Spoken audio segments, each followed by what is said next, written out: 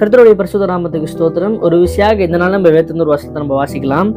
சங்கீதம் 118:5. நெருக்கத்திலிருந்து கர்த்தரை நோக்கி கூப்பிட்டேன், கர்த்தர் என்னை கேட்டருளி விசாலத்திலே வைத்தார்.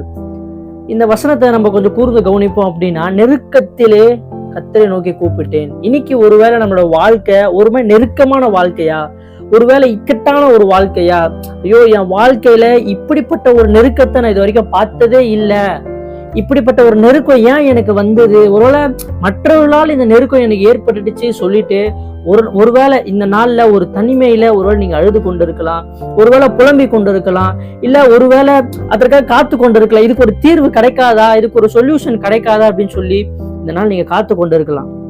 நீங்க சந்தோஷப்படுங்க, இந்த நாள்ல இந்த வார்த்தை உங்களுக்காக தான்.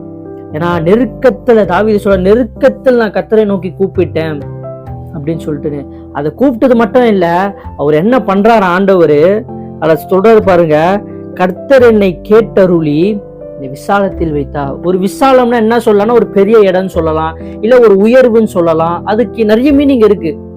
அதே போல உங்க நெருக்கத்துல இருக்கிற அந்த விஷயங்கள்ல, உங்களுக்கு நெருக்கடியான இருக்கிற அந்த விஷயங்கள்ல ஆண்டவர் என்ன பண்ணுவார்னா, உங்களுக்கு ஒரு விசாலமான இடத்துல வைப்பாரு.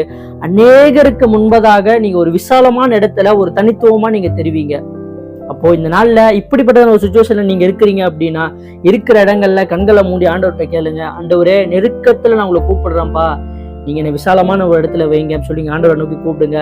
கர்த்தர் கண்டிப்பா உங்களுக்கு ஒரு பெரிய காரியத்தை செய்வாரு. கர்த்தர் தாமே உங்களை ஆசீர்வதிப்பாராக. ஆமென்.